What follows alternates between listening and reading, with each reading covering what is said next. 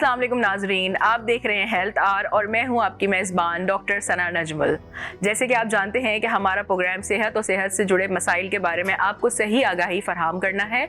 जैसे कि आप पिछले दिनों हमारा मुल्क जो है वो बहुत बड़े सैलाब से गुजरा। सैलाब पे तो हमने किसी तरह काबू पा लिया, लेकिन सैलाब से जुड़ी बीमारियाँ आज भी हमारे पास बाकी हैं, जिसमें सबसे बड़ी बीमारी है डेंगी। डेंगी के बाद है मलेरिया और टाइफॉइड। इसी सिलसिले में हमारे साथ स्टूडियो में ज्वाइन किया है डॉक्टर जवेरिया नवाब ने। अस्सलाम वालेकुम डॉक्टर साहिबा, आप कैसी हैं? अल्हम्दुलिल्लाह जी, जैसे कि आपको पता चल गया होगा कि हमारा टॉपिक डेंगी है और आप रोज़ ही अपने हॉस्पिटल के अंदर ऐसे पेशेंट्स देख रही होंगी, तो आप मुझे बताएंगी कि डेंगी के कितने मरीज़ हैं जो आपके पास इस वक्त हॉस्पिटल में रिपोर्ट हो रहे हैं? देखिए, अगर हम बात करें अपनी लोकल लेवल पर तो हमारे पास अच्छी खासी ओपीडी, लाइक अगर हमारे पास 100% आ रहे हैं तो उसमें से 20 to 25 पेशेंट जो है अनएक्सप्लेन्ड फीवर के साथ आ रहे हैं, ठीक है, जिसमें ज़्यादातर हम यही 3 चीज़ें सोचते हैं जिसमें डेंगी, मलेरिया और टाइफाइड हो जाता है, ठीक है। लेकिन अगर हम स्टेटिस्टिक्स की बात करें जो कि सिंध गवर्नमेंट ने रिलीज़ की है स्टेटमेंट, उसके अकॉर्डिंगली जो लैब प्रूवन है, जो मतलब रिपोर्टों में आया है डेंगी पॉजिटिव, वो तकरीबन 800 से ऊपर कुछ मरीज रिपोर्ट हुए हैं पूरे सिंध के अंदर। पाकिस्तान के अंदर अगर हम बात करें तो 1200 से ऊपर तकरीबन केसेस हमारे पास रिपोर्ट हो चुके हैं। अच्छा, तो ये सारे केसेस 12,000 बल्कि ये सारे केसेस अपने लैब टेस्ट कराते हैं? क्योंकि कुछ मरीज तो ऐसे भी होते हैं जो अपने टेस्ट नहीं करा रहे होते हैं। देखिए, जो लैब प्रूवन है उनका यही बात है ना कि वो डेटा तो उन्होंने शेयर कर दिया है, लेकिन जैसे हम अपनी रोजमर्रा ओपीडी में देख रहे हैं जो कि और भी मरीज आ रहे हैं जो उनकी अलामात तकरीबन हमें डेंगी मलेरिया की तरफ ही लेकर जा रही हैं, वो टेस्ट नहीं कराए, वो भी एक तरह से समझे डिजीज बर्डन है, लेकिन वो अनडायग्नोज रिपोर्ट हो रहे हैं। तो मतलब जो ये नंबर दिया जा रहा है 850 के अराउंड, ये असल तस्वीर नहीं है, इससे कई गुना ज्यादा मरीज हैं हमारे पास। अच्छा, अब मुझे बताइएगा कि आपके पास जो पेशेंट आ रहे हैं वो सिर्फ डेंगी के साथ आ रहे हैं या मलेरिया और टाइफाइड भी उतना ही तेजी से फैल रहा है? क्योंकि ज़्यादातर हमारा कॉन्सेप्ट ये है कि अगर पेशेंट को ज़्यादा इस वक्त बुखार आ रहा है और बुखार नहीं उतर रहा तो घर में ही उसकी जो है वो जो उसके अटेंडर्स होते हैं, जो घर वाले होते हैं, वो घर में ही उसका इलाज शुरू कर देते हैं, जिसकी वजह से एक तो पेशेंट के बिगड़ने के चांसेस बढ़ जाते हैं और दूसरा ये होता है कि यही पता नहीं चल पा रहा होता कि उसे आइदर डेंगी है या टाइफाइड और मलेरिया या उसके अलावा कोई और बीमारी है। देखिए, अगर हम बात करें कि जो आ रहे हैं मरीज, वाकई में बहुत से मरीज ऐसे आते हैं 2-3 दिन बुखार को पालकर हमारे पास आ रहे होते हैं, ठीक है, तो हमें एक ये मिल जाता है कि हाँ ये सब कुछ कर आए, तो अब कोई इनको वे आउट नहीं मिला है, उनको आराम नहीं आया तभी आए हैं, तो यकीनन इनको लैब्स की ज़रूरत है। हम लैब्स कराएंगे, उसके बाद हमें पता चलेगा। सबसे पहले तो देखें, हम जब मरीज को देखते हैं तो हम उसकी अलामात पूछते हैं, जो हमारी एग्जामिनेशन फाइंडिंग्स होती हैं उसके हिसाब से हम डिसीजन लेते हैं हमें किस तरफ लेकर जाना है मरीज को, ठीक है। हो सकता है ये जो बुखार है ये एक फोड़ा है उसकी वजह से हो रहा हो, लेकिन अगर जिस्म में कोई और चीज़ नहीं है और किसी भी मरीज को सिर्फ बुखार आ रहा है और उसके अलावा और कोई अलामत नहीं है, तो हम इन 3 ही बीमारियों की तरफ जाते हैं जो ज़्यादातर हमारे इलाके में आम है, जैसे कि डेंगी, टाइफाइड और मलेरिया, ठीक है। फिर उसके बाद होता है कि हम उनके टेस्ट करवाते हैं, उनके मायना करते हैं, फिर पता चलता है एग्जैक्टली वो क्या बीमारी है, फिर उसके हिसाब से हम इसको ट्रीटमेंट देते हैं। एक सवाल मैं आपसे और पूछूंगी, वो ये कि ये जो मरीज आ रहे हैं ये उन्हीं एरियाज में जहाँ सबसे ज़्यादा सैलाबी पानी है या वहाँ पे जहाँ पानी, बारिशों का पानी अभी तक खड़ा हुआ है? जैसे कि आप जानते हैं, अगर हम अपने शहर की बात करें तो बहुत सारी जगहें ऐसी हैं जहाँ पे बारिश हुए भी टाइम हो चुका है, लेकिन पानी वहाँ पे क्योंकि लाइनें फटने का प्रॉब्लम है और पानी जगह जगह खड़ा हो जाता है, तो ये वहाँ से पेशेंट आते हैं जहाँ पानी खड़ा हुआ है, या नॉर्मली आप देख रहे हो कि पूरे ही हमारे पेशेंट जो है डिफरेंट एरियाज से आ रहे हैं जहाँ पे पानी का मसाइल नहीं भी है? देखिए, अगर देखा जाए ना तो मरीज हर तरफ से आ रहे हैं, इसका सिर्फ सैलाब से ताल्लुक नहीं है। देखिए, अगर हम थोड़ा समझें मलेरिया, डेंगी और टाइफाइड को, टाइफाइड जो है वो वाटर बॉर्न डिजीज है, ओरोफिकल रूट क्या कि अगर किसी मरीज को खुदा ना खासा टाइफाइड हुआ है और उसके पखाने के जरिए टाइफाइड का जरासीम निकलता है और वो पानी कंटेमिनेट हो गया, वो कोई भी पानी उस पखाने से कंटेमिनेट हो गया और किसी ने वो पानी पिया, तो उसको चांसेस होंगे टाइफाइड होने के, ठीक है। और डेंगी और मलेरिया का क्या है कि ये जो है हमारी वेक्टर बॉर्न डिजीजेज हैं, जिसका जो वेक्टर है वो डेवलप होता है पानी में, ठीक है। अब ये लाजमी नहीं है कि ये पानी जो है ना सैलाब का ही हो या कुछ हो। अगर हमारे घर में कहीं कोई खुला बर्तन है जिसमें पानी जमा किया हुआ है, साफ सुथरा, ये हमने अपने घर में खुद फसल लगाई हुई है डेंगू के मच्छर को बढ़ने के लिए, ठीक जी, है। बिल्कुल। तो वहां पे डेंगू का मच्छर होगा और वो फिर आपके जो है ना कहते हैं बढ़ेगा, और अगर आसपास किसी को भी डेंगू हुआ और उसको उस मच्छर ने काटा तो वो उससे आगे जाके 10 लोगों को इन्फेक्ट करेगा। ये आपने बहुत अच्छी बात करी है, क्योंकि हमारे यहाँ ये है कि डेंगू के मरीज को हम आइसोलेशन नहीं देते हैं, यानी कि उसको अलग नहीं कर देते। जैसे कोविड में, कोरोना में हम करते थे कि पेशेंट को एक को अगर कोरोना हुआ है तो उसको आइसोलेट कर दिया।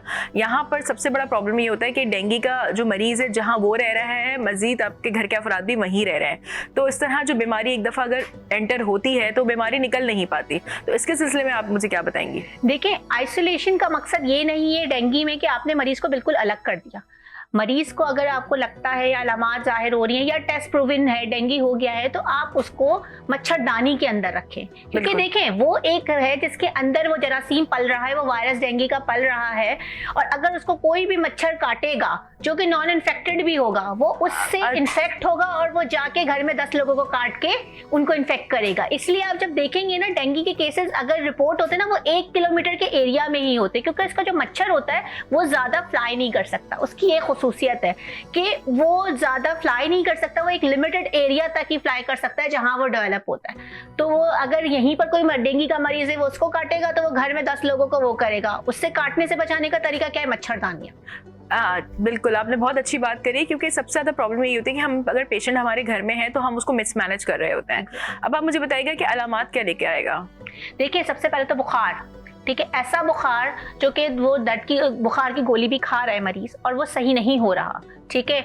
यूजुअली अगर हम नॉर्मल कोई भी बुखार होता है, वायरल बुखार, जैसे अगर नज़ला खांसी से रिलेटेड हो तो वो 2 गोलियां खाएगा, उसको 4 से 6 घंटे आराम हो जाएगा। डेंगू, टाइफाइड, मलेरिया तीनों में ये होता है, यूजुअली मरीज गोली खाता है, 2 घंटे के अंदर अंदर दोबारा बुखार आ जाता है, और बुखार भी हल्का फुल्का नहीं होता, बहुत ज्यादा होता है, जिसको हम हाई ग्रेड फीवर कहते हैं, 101 से ज्यादा की तरफ होता है, ठीक है। उसके साथ साथ अगर हम सिर्फ मलेरिया की बात करें तो मलेरिया का बुखार टिपिकल इस तरह से होता है कि पहले मरीज को एकदम शदीद सर्दी लगती है, सर्दी के साथ कपकपी के साथ बुखार चढ़ता है, थोड़ी देर उसको बुखार रहता है, और फिर जब दवाई वगैरह खाता है तो जब बुखार उतरता है तो पसीना पसीने हो जाता है, ठीक है। ये 3 स्टेजेस हैं इसके फीवर की टिपिकल। और अगर हम टाइफाइड की बात करें, टाइफाइड में यूजुअली ये होता है कि सुबह में आपको हल्का बुखार है, लेकिन जैसे जैसे दिन ढलता जाता है बुखार की जो नौयत है वो बढ़ती जाती है और रात तक वो बहुत तेज हो जाता है, ठीक है। और उस पे जो भी आप दवाइयां दे रहे होते हैं वो असर नहीं कर रही होती, जैसे कि आम जो थकावट का बुखार है या छोटे मोटे नज़ले जुकाम का बुखार है, उस तरह से। बिल्कुल। अब आप मुझे ये बताइएगा कि हमारे यहाँ जो है, जैसे हमने डेंगू की बात करी, डेंगू के मरीज तो बहुत ज़्यादा हैं, तो आपको लगता है कि टाइफाइड जो है, टाइफाइड एक बहुत बड़ा चैलेंज है पाकिस्तान में, तो टाइफाइड के भी इतने मरीज हैं, और टाइफाइड तो मुझे लगता है कि साला साल ही रहता है, ये कोई सीजन की वजह से नहीं, मतलब क्योंकि कंटेमिनेशन जो है पानी की वो तो है ही कंटेमिनेशन। तो अगर हम अपने ही हम अपने इस प्रोविंस की बात करें तो इस प्रोविंस में हमने सबसे ज़्यादा जो केसेस हमें आते हैं वो टाइफाइड के केसेस आते हैं, और नॉर्मली वो टाइफाइड जब टेस्ट करा लेते हैं तो उन सबको टाइफाइड पॉजिटिव होता है। देखिए, इस पे जब आप कह रही है, अब भी मैं कहूँगी कि अल्लाह का शुक्र है हमारे मुल्क में टाइफाइड बहुत हद तक कंट्रोल्ड है। उसका एक रीजन ये है, इसका एक रीजन ये है कि हमारी गवर्नमेंट ने बहुत इस पे काम किया है, वैक्सीनेशन ड्राइव्स हुई हैं। लास्ट ईयर भी हमारे पास टाइफाइड कैंपेन हुई है जिसमें 15 साल तक की बच्चों को टाइफाइड की वैक्सीन लगाई गई, ठीक है, क्योंकि यही वो बच्चे होते हैं जो हाइजीन का अच्छे से ख्याल नहीं रख सकते, ठीक है। जैसे कि मैंने आपको पहले बताया कि ओरोफिकल रूट के थ्रू ट्रांसफर होती है, ठीक है। तो अगर बच्चे हाथ सही से नहीं धोते तो उनमें भी चांसेस होते हैं कि अब बाहर का ज्यादा खाते तो उनमें भी चांसेस होते हैं टाइफाइड होने के। तो हमारे पास एक चीज ये हो गई, दूसरी वैक्सीन से बहुत फर्क आ रहा है। दूसरी चीज ये है कि हमारे पास हर बंदे ने टाइफाइड, मतलब कुछ भी बुखार नहीं डायग्नोस हो रहा तो वो टाइफाइड करके ट्रीट करने को वो कर दिया, उसको लेबल कर देते हैं टाइफाइड है। बिल्कुल। टेस्टों की तरफ बहुत कम जाते हैं। फिर उसके अलावा अगर टेस्टों की तरफ जाते हैं तो देखें वो चाहते हैं उन टेस्टों की तरफ जो कि अब एक्सेप्टेबल ही नहीं है। बिल्कुल, सबसे इंपॉर्टेंट बात आपने ये बताई है। एग्जैक्टली, जैसे कि एक वाइडाल टेस्ट है जो कि अब नहीं माना जाता। टाइफाइड वो टेस्ट है जो जिंदगी में कभी भी किसी को टाइफाइड हुआ होगा उसका जिंदगी भर पॉजिटिव आएगा। बिल्कुल, ठीक है। तो अगर ऐसे आप वो, तो फिर आप अगर किसी लोकल जीपी को दिखा रहे हो और उसका नुकसान क्या हो रहा है, देखें आप दिखा रहे हो, आपने जाके दिखाया, आपने टेस्ट करवाया, आपका टाइफाइड और पॉजिटिव आ गया, आपने अभी भी खूब 15 दिन तक इंजेक्टेबल एंटीबायोटिक्स ली, ठीक है। अगले साल फिर आपको उस तरह से ही बुखार आया, फिर उसने टाइफाइड और कराया क्योंकि वो तो हमेशा पॉजिटिव आना है, फिर आपने इंजेक्टेबल एंटीबायोटिक्स ली। होता क्या है हमारे पास अब ये हालत हो गई है कि दवाइयां असर ही नहीं कर रही टाइफाइड के जरासीम, ठीक है, बिल्कुल। टाइफाइड जो है वो XDR में कन्वर्ट हो गया है, बिल्कुल एक्सटेंसिव ड्रग रेजिस्टेंट टाइफाइड में। और बिल्कुल, ये सबसे इम्पोर्टेंट बात आपने बताई है कि हमारे यहाँ मरीज जो हैं वो रेजिस्टेंट हो गए एंटीबायोटिक से, बिकॉज वो वैसे ही एंटीबायोटिक ले रहे होते हैं, कुछ हुआ एंटीबायोटिक, पास के डॉक्टर के पास या फार्मेसीज जो हैं वो बड़ा गलत रोल अपना प्ले कर रहे हैं।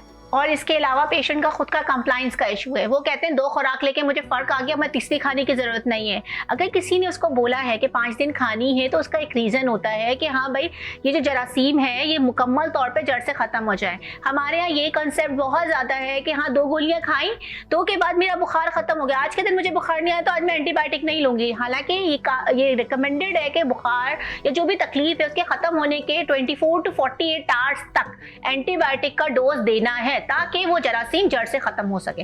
होता क्या है, कुछ दिनों बाद वही जरासीम और ताकतवर के सामने आ जाता है।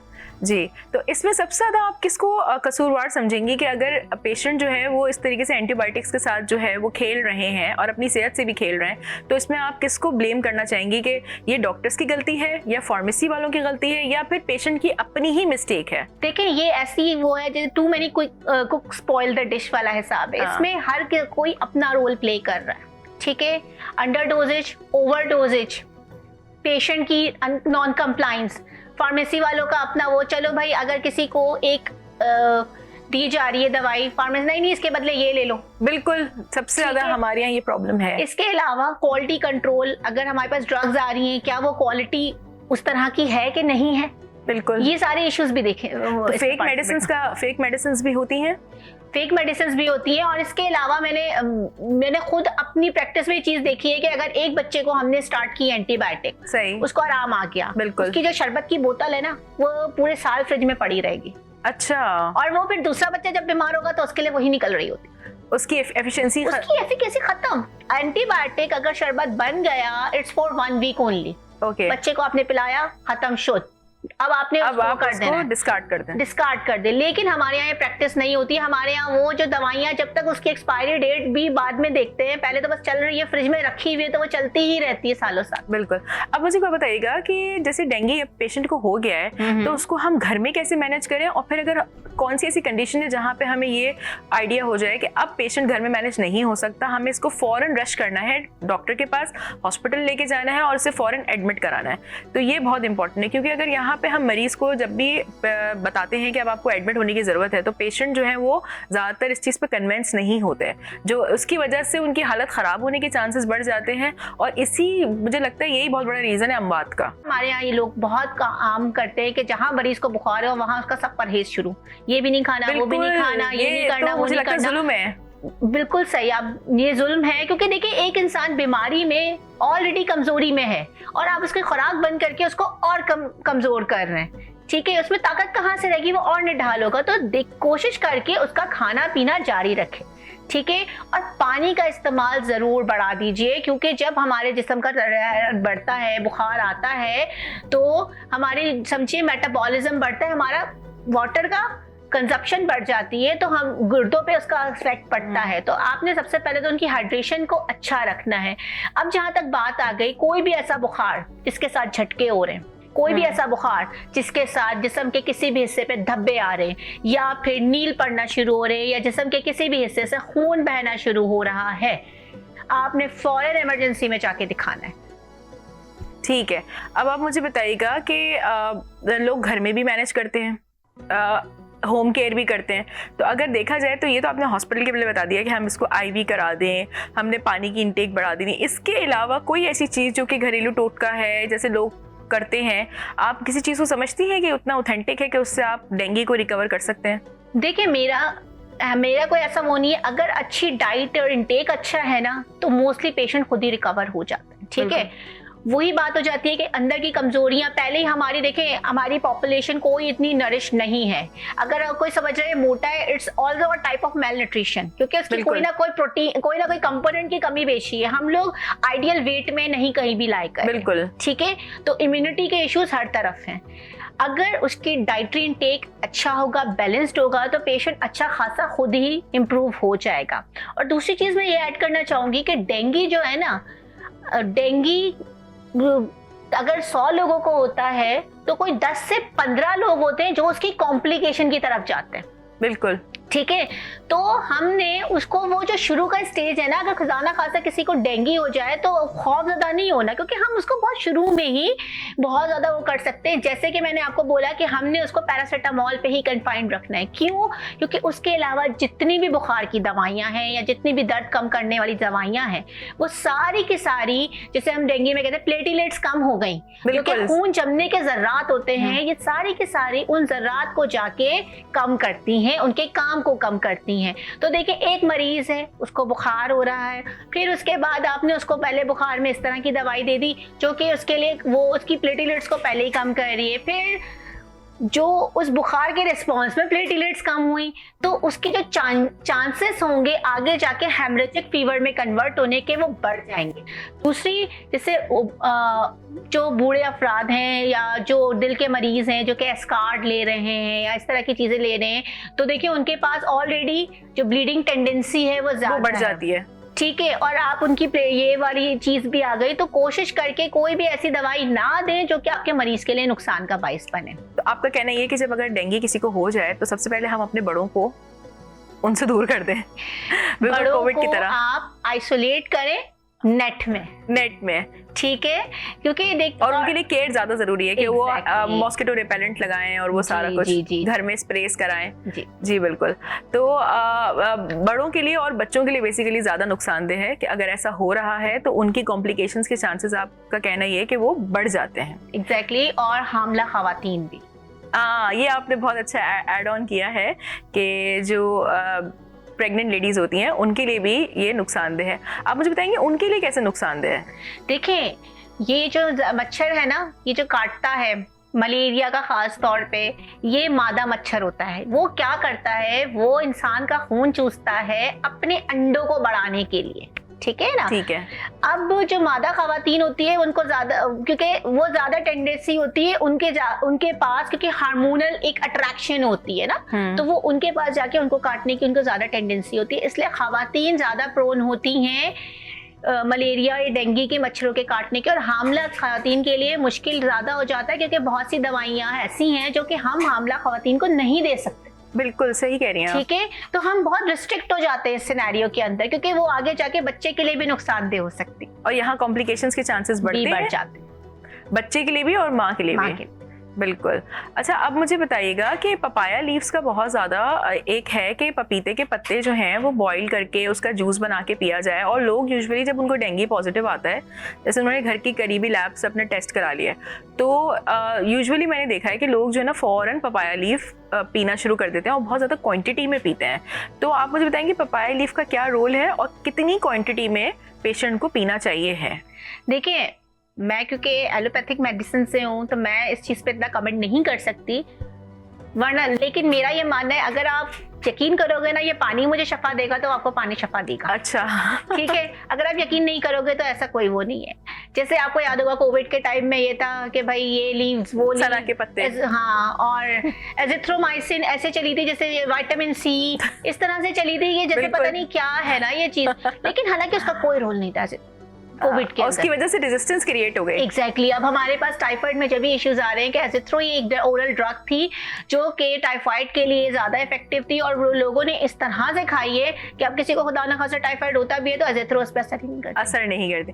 एजिथ्रोमाइसिन की बात आप कर रही हैं तो उसमें सबसे ज्यादा मैंने देखा है बच्चों को भी बहुत ज्यादा दी जाती है। जी, ये मैंने भी नोटिस किया है कि बहुत ज़्यादा प्रैक्टिस में आई हुई है बच्चों के अंदर। लेकिन देखिए, अगर हम WHO की गाइडलाइंस की बात करें, ठीक है, तो हमें AMR anti microbial resistant drugs पे काम करना है। उसमें हमारी 3 क्लासेस हैं, वॉच, ठीक है, एक वॉच है, एक होल्ड है, और एक और है, मैं भी देख के बताती हूँ, अच्छा याद कराया, पॉइंट में देख लेते हैं।